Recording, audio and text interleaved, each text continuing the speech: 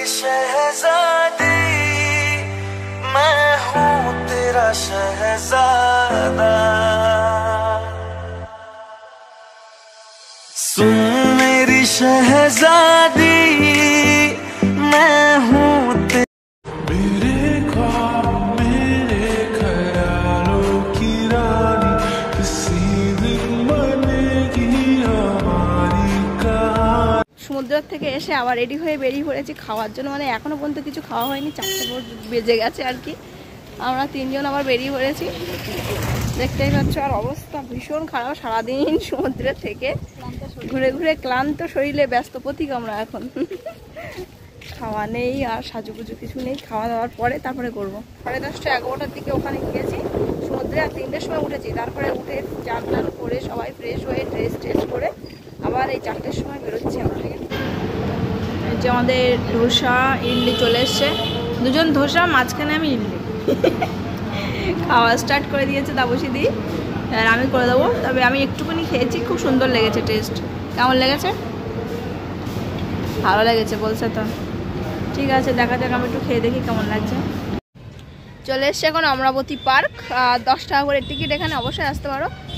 মনে হচ্ছে দেখার খুব একটা কিছু নেই। আর রোপওয়ে আছে, রোপওয়েটা চড়েছি একবার, দেখি আজকে চড়তে পারি কিনা। রোপওয়ে 10 টাকা করে মাত্র, সব থেকে সস্তার পার্ক মনে হয়। আর কিছু থাকবে বলে মনে হয় না। বোটিংয়ের সিস্টেমটা আছে, একবার এসে বোটিংটা করেছিলাম।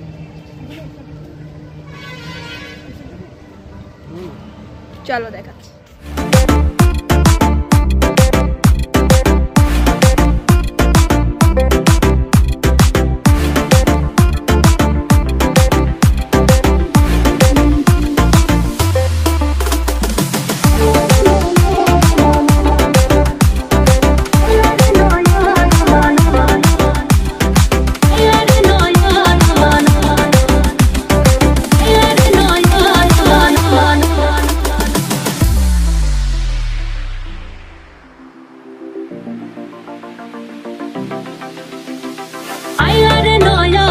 এখন পার্কের মধ্যে ঘুরু করছি আর প্রচণ্ড ঘেমে একাকার হয়ে যাচ্ছি, প্রচণ্ড ঘেমে যাচ্ছি। কারণ এটা হচ্ছে একদম কাপড়টা ভালো না, আর হচ্ছে এর মধ্যে হাওয়া নেই, ওপাশটা হাওয়া। আর কিন্তু এই জায়গাটা খুব সুন্দর, খুব রাস্তাটাও খুব সুন্দর।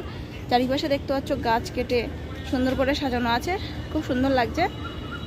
আর খুব কষ্ট হচ্ছে এই ড্রেসটা চেঞ্জ করে আবার একটা ড্রেস পরে তারপরে ওই দিঘায় যাবো না। এই ড্রেস পরে ঘোরা আমার পক্ষে সম্ভব হচ্ছে না, ভীষণ কষ্ট হচ্ছে। আর ওই দিকে যে বোটিং চলছে, যেটা আমি আগেবার এসে করেছিলাম, বোটিংটা দেখিয়ে দিই। ওই যে সবাই বোটিং করছে ওখানে, আমরা বোটিং করবো না, কারণ এখানে অল্প একটুখানি ছোট্ট জলাশয় আর রেটটাও খুব হাই, যার জন্য এখানটা কিছু করবো না। তো চলো কিছু ফটো অবশ্যই দেখে নিও, কিন্তু আমার ইনস্টাগ্রামে দেওয়া হয়। ওই দিঘায় চলে এসে আবার বসে পড়েছি, বিকালবেলা প্রচণ্ড পা যন্ত্রণা করছে আর এত কষ্ট হচ্ছে, এত জার্নিংয়ের পর যে ভিডিওটা মানে কন্টিনিউ করতে পারছি না, একটু একটু করে করছি। তো অবশ্যই চেষ্টা করবো তোমাদের পুরোটা সব কিছু দেখানো, না তোমরা ভিডিওটা ধৈর্য ধরে থাকলে আমি পুরোটাই ভিডিওটা বলবো। আর পেছনে হচ্ছে সমুদ্রের এতটা পরিমাণে ঢেউ যে আমি হাত রাখতে পারছি না ক্যামেরায়। তো আমি পিছনেরটা কী হচ্ছে আমি সেটা দেখিয়ে দিচ্ছি, তোমরা অবশ্যই দেখতে পাবে। আর এখানে তাপসীতে আমি বসে আছি আর একটু চা খাবো, কারণ প্রচুর সোনাদির এনার্জি লেভেল পুরো একদম ডাউন হয়ে গেছে হ্যাঁ শরীরে। আর পিছনে হচ্ছে সব বাজার, হ্যাঁ পিছনে হচ্ছে সব বাজার, কারণ ওরা হচ্ছে সন্ধ্যেবেলা সবগুলো খোলে, সন্ধ্যেবেলা সবগুলো খোলে আর বিকালে সারাদিনটা বন্ধ থাকে। এই যে তো সন্ধ্যেবেলার দৃশ্যটাও দেখাবো, আর পেছনটা দেখো শুধু তোমাদের কি হচ্ছে ওখানে।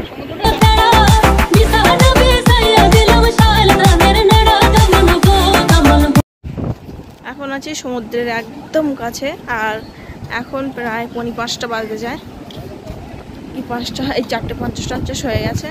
আর প্রচুর লোকজন ভর্তি হয়ে গেছে সকালবেলা সানরাইজটা দেখার জন্য, কিন্তু আকাশে যা মেঘ করেছে তার সানরাইজ দেখতে পাবো কিনা জানি না, ভীষণ মেঘ করেছে। গুড মর্নিং, এখন 5:30 বেজে গেছে, সেই 4:30 থেকে এসে বসে আছি এখানে। আর এখনো পর্যন্ত মানে সানরাইজটা দেখতেই পেলাম না, কারণ প্রচণ্ড আকাশ মেঘে ঢাকা আছে আর প্রচুর লোকজন বসে আছে এখানে। চারিদিকে দেখতে পাচ্ছ প্রচুর লোক হয়েছে এখানে, প্রচুর লোক, কিন্তু মেন যেটা দেখার জন্য সবাই এসছে সেটাই এখানে হচ্ছে না, সানরাইজটাই নেই। আর হচ্ছে প্রচণ্ড ঢেউ হচ্ছে, যেটা দেখতেই খুব ভালো লাগছে। যেটা ঘরের মধ্যে এত গরম যে আমি বাইরে এসে এখানে বেশ ভালো আছি, কিছু ফটোশ্যুট করবো, করে এখান থেকে চলে যাবো। নাইলে মানে আবার গোছানোর ব্যাপার আছে, ট্রেন ধরার ব্যাপার আছে। আর যেটা দেখার মানে সব থেকে দীঘায় আসে যেটা দেখার জন্য, যেটা ভালো লাগে সব থেকে, সেই জিনিসটাই এখানে নেই। মানে সানরাইজটাই হলো না মেঘলা আকাশের জন্য। দেখা যাক কি হয়, যদি হয় কপালে থাকে আর কিছুক্ষণ মধ্যে দেখা যাবে, আর যদি কপালে না থাকে আর দেখা যাবে না। যাই হোক, আর এখান থেকে ফটোশুট করে আবার চলে যাবো।